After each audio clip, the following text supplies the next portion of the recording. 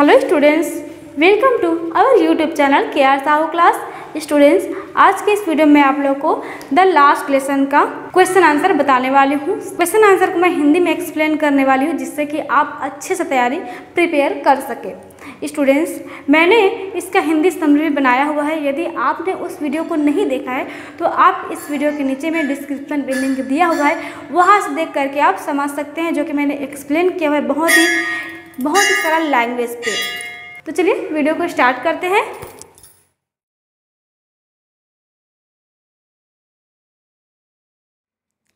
The last lesson about the author Alphonse Daudet, 1840-1897, was a French novelist and a short story writer.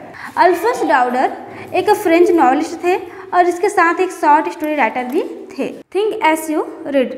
Question number 1. What was French expected to be prepared with for school that day? French से क्या आशा किया गया था कि उस दिन कि अगले दिन वह क्या तैयारी करके आएगा? तो इसका आंसर इस प्रकार से, जिसका हिंदी में आप लोग को बता रही हूँ। फ्रेंच से आशा किया गया था कि मिस्टर हैमल के द्वारा पार्टिसिपल्स क्रीडेंस का जो रूल्स याद करने को कहा गया था उसे वह तैयारी करके आएगा। Question number 2. What did French notice that was unusual about the school that day? French उस दिन दूसरे दिन की अपेक्षा अजीब सा महसूस क्यों कर रहा था? इसका आंसर है, दूसरे दिन की अपेक्षा फ्रेंच ने यह महसूस किया कि दूसरे दिन तो स्कूल एकदम से हलचल होता था। सारे स्कूल क्लासेस से आवाज़ आ रही होती थी, दरवाज़ा की, खिड़कियाँ की, बच्चे शोर कर रहे होते थे, गली में जो चल रहे हैं लोग उनसे क्या आवाज़ आ रहे होते थे, गाड़ियों की आवाज़ आ रहे थे। आज तक एकदम संडे मॉर्निंग जैसे लग रहे थे, एकदम से सूना सूना लग रहा था। इसको फ्रेंच ने महसूस किया। यहाँ तक इसका आंसर है। Question number 3. What had been put in the bulletin board? Bulletin board क्या है, उसमें क्या लिखा था? तो उसका आंसर, बुलेटिन बोर्ड एक तख्ता है जिसमें हर बड़ी खबरों को लिख करके वहाँ चिपकाया जाता है, वहाँ जाकर लोग पढ़ा करते हैं। उस दिन बुलेटिन बोर्ड में लिखा था कि बर्लिन से आदेश आया है कि अल्से का लॉरेन के स्कूलों में कल से जर्मन भाषा पढ़ाया जाएगा। अगला क्वेश्चन है, थिंक एज यू रीड का। What change did the order from Berlin case in the school that day? जब बर्लिन से स्कूलों के लिए ऑर्डर आया था तो क्या परिवर्तन हुआ था? तो इसका आंसर है कि लोग एकदम साइलेंट हो गए थे। इसका आंसर इस प्रकार से है, लोग पूरी तरह से साइलेंट हो गए थे, एकदम चुप हो गए थे, क्योंकि गांव वालों को जर्मन भाषा बिल्कुल भी नहीं आती थी। अब स्कूलों की बात किया जाए तो स्कूल के बच्चे जब अपने लैंग्वेज को अच्छे से समझ नहीं पा रहे थे तो फिर जर्मन भाषा को कैसे समझते? यह उनके सामने दिक्कत थी जो सबको परिवर्तित होने पर मजबूर कर दी थी। अगला क्वेश्चन है, how did French feeling about mister हैमल and the school change? Mister हैमल और उसके स्कूल के बारे में फ्रेंच की सोच कैसे परिवर्तन था? मतलब पहले की अपेक्षा कैसे उस मिस्टर हैमल के बारे में उसका सोच है वो परिवर्तन हो गया? क्या सोचता था उसके बारे में?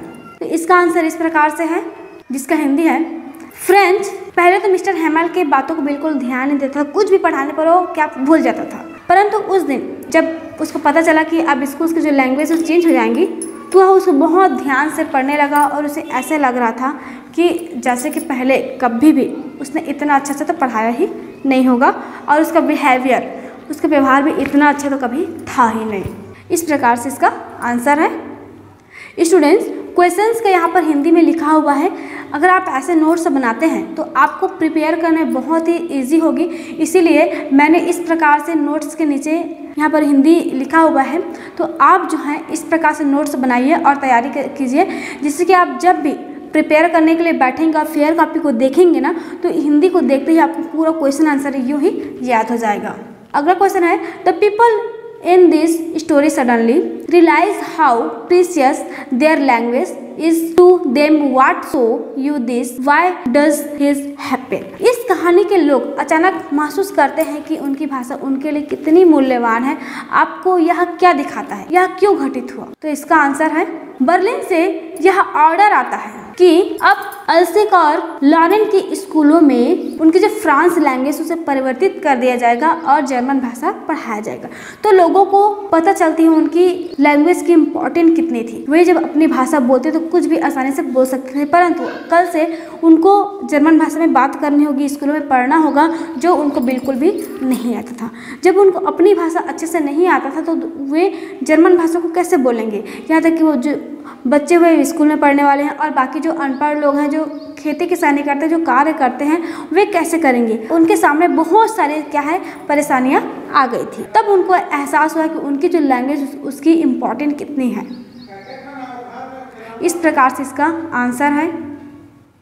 साथ ही मिस्टर हैमेल कहते हैं बच्चे अपने लैंग्वेज को अच्छे से नहीं सीख पाए, इसका कारण वे खुद नहीं है, उसका कारण तो मैं हूँ, अपने पेरेंट्स हैं। क्योंकि पेरेंट्स चाहते हैं कि अपने बच्चे पढ़ाई ना करके हमारे साथ घरों पे मिलों पे काम करें, जिससे कुछ ज़्यादा आमदनी होगी।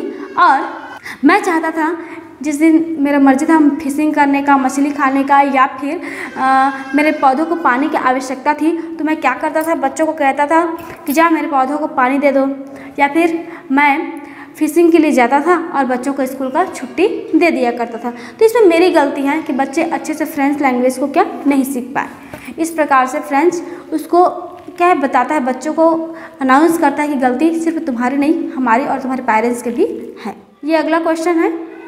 अगला question, French things will they make them sing in German even the pigeons, what should this mean. French सोचता है क्या वे कबूतरों को भी जर्मन भाषा में गवाएंगे, इसका क्या अर्थ होना चाहिए। तो इसका आंसर इस प्रकार से है। फ्रेंच ऐसा इसलिए सोचता है कि कबूतर को भी अब जर्मन भाषा में गाना पड़ेगा, गुटुरगु करना पड़ेगा। ऐसा इसलिए सोचता है क्योंकि अब उनको बिल्कुल भी अपना अधिकार नहीं है कि वे अपने फ्रांस भाषा का प्रयोग करें। तो फ्रेंच कह रहा है अब तो कबूतर है वे भी अपनी भाषा गुटरगु करते हैं, तो उनको भी तो अब अधिकार नहीं होगा, उन्हें भी जर्मन भाषा तो सीखनी पड़ेगी। वे भी अपना अधिकार, अपना जो फ्रीडम है उसको खो चुके हैं। इस प्रकार से कबूतर का जर्मन भाषा से बताया गया है।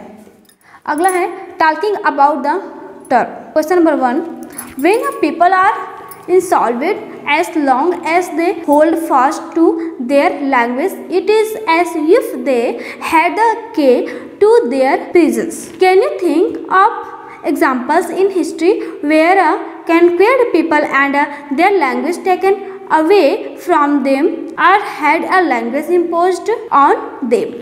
जब लोग गुलाम बना लिए जाते हैं और जब तक अपनी भाषा से पक्की तरह से जुड़े रहते हैं, तब तक उनके लिए उनकी भाषा जेल से बाहर निकलने की चाबी सिद्ध होती है। क्या आप इतिहास से ऐसे उदाहरणों को बता सकते हैं जहां पराजित लोगों से उनकी भाषा छीन ली गई हो अथवा उन पर कोई भाषा थोप दी गई होगी। तो इसका आंसर इस प्रकार से है। एक तो बर्लिन ही है जहाँ से ऑर्डर आया था कि अब अल्सेक और लॉरेन है, इस जगह पे पूरी जर्मन भाषा पढ़ाई जाएगी। यही एक एग्जाम्पल है।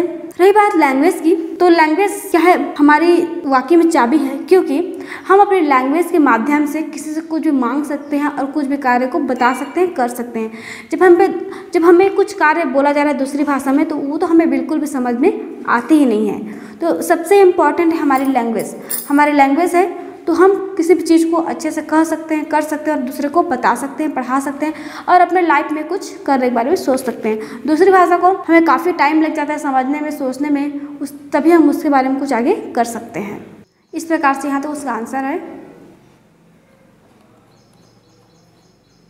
अगला क्वेश्चन है, it is possible to carry pride in one's language too far, do you know what linguistic chauvinism mean. क्या अपनी भाषा पर अत्यधिक गर्व करना है संभव है, क्या होता है। यस, इस प्रकार से हमारा आंसर है ये। हाँ, हमें अपनी भाषा पर कहना चाहिए, गर्व महसूस होना चाहिए, क्योंकि इसके जरिए ही हम किसी भी कार्य को कर सकते हैं, दूसरों को समझा सकते हैं और अपना कार्य भी अच्छे से कर सकते हैं। तो दूसरी भाषा क्या है, हमारे समझ से परे होता है, उसे हमें समझने में काफ़ी समय लग जाता है और हम उसे लोगों को बयान नहीं कर पाते, बता नहीं पाते हैं, जैसे कि अल्सेक और लॉरेन में होने वाला है।